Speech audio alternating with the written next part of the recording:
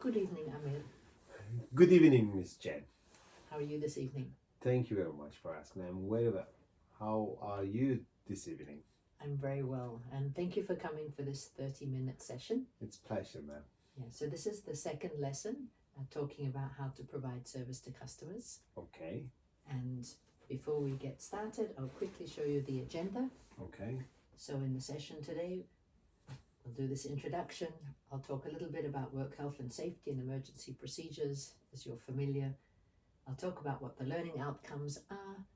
Those learning outcomes include discovery of active listening, understanding customer needs, and identifying the best way to communicate with the customer. okay, And then we'll have a little Q&A or a pop quiz at the end. okay. Wonderful. Okay. So, as I mentioned, we'll talk about work health and safety. It's very important that you understand if there is a fire or any emergency, you would go out this door and turn right. If you need to use the bathrooms at any point, we can pause the session and you would come out to left. And if you want to have a drink or something like that, just go straight and then turn left. Okay, ma'am. Understand. Are you comfortable now and ready? I'm very comfortable. Excellent, thank you. So let's get started. So, because you just did the last lesson, it's really important that we don't forget what we've already learned. So I'd like us to do a quick recap. Okay, So if you're not looking at the screen, okay. what can you remember that you learned in lesson 1? Oh, we learn type of the customers, internal and external, Mhm. how to communicate with customer, you know, in what kind of position, like a gesture, body language, eye contact, focusing, proximity, Very good. and this kind of thing we learn. What about using someone's name? What did we learn there? Oh, it's very important. They feel important and care. So the last thing they remember is their name. So it's very important. Excellent. Okay, so now you've got the base. We're going to move on from that Okay. and we'll focus a little more time on active listening. Okay. So I recall in the first lesson you talked about how we can show we're listening by looking at someone. That's right. But actually, when you look at someone, it doesn't necessarily mean you're listening to what they're saying. You're Okay. showing the behaviors, but you may not be listening. That's right. So we're going to go a little bit deeper to improve your skill on listening. All right. And then we'll look at what's the best way to communicate in order for you to get the information you need to help a customer. I understand that. Yeah. Great, so let's get going there. I'm going to start with a very short story of a confusing customer service situation. And it's going to test your listening because Alright. it's quite complicated. And I want to see how much you pick up and remember. So I have to focus. You do, Okay. or not, but I prefer you do. It takes 1 minute. Okay. So here we are. So Patricia had worked at the front desk of Funky Hotel Hub for 2 years, Okay. but nothing had prepared her for the Wednesday afternoon incident. All right. A man rushed in, waving a receipt that wasn't actually a receipt. It was a bus timetable, and an out-of-date bus timetable at that. Okay. He insisted it proved he'd booked a table at Capers restaurant for that evening. Okay. Even though the timetable showed Route 57 to the city, and anyway, Capers didn't open on Wednesdays, he wanted to know what time his booking was. Because he had 3 friends coming to dinner and he'd forgotten the time that they had agreed upon. Okay. Not yet finished. Trying to help, Patricia asked for his name. He said, "I already gave it to Lila on the phone." There was no Lila at Funky Hotel Hub. Patricia knew this. And the restaurant didn't even have a phone booking system.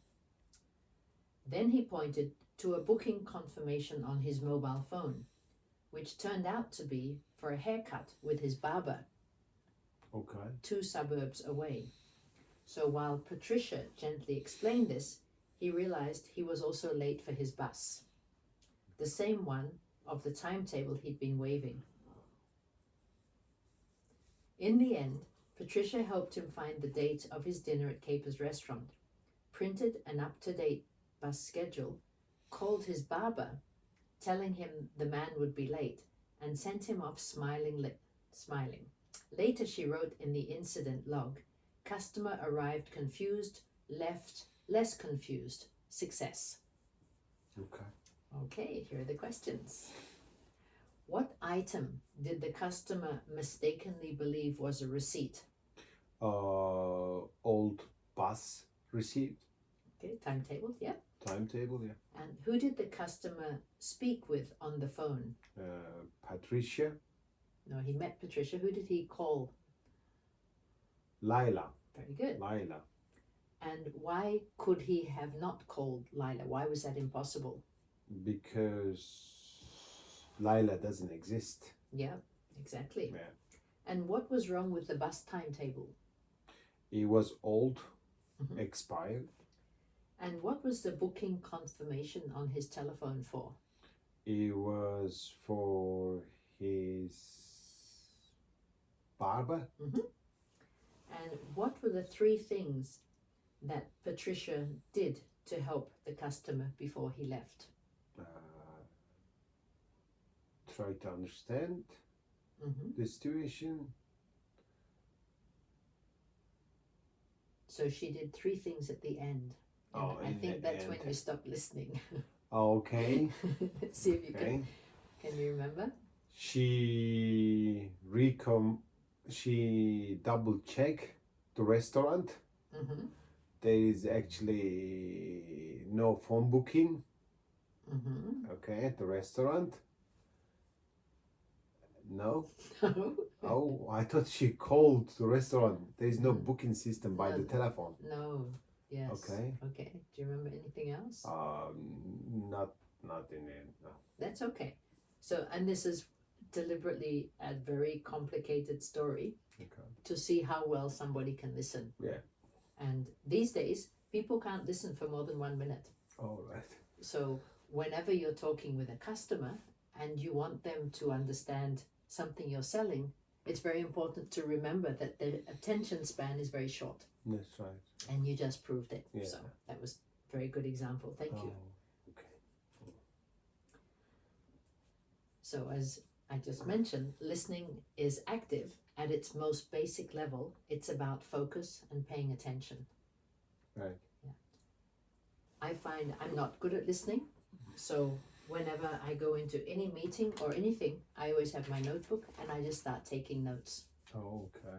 That keeps me focused on what they're saying. All right.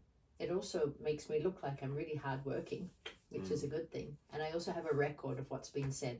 All So right. later if I need it, I can use it. So sometimes that's quite helpful when we're Nice. dealing with a No, customer. it's very smart. So how do we listen effectively? Okay.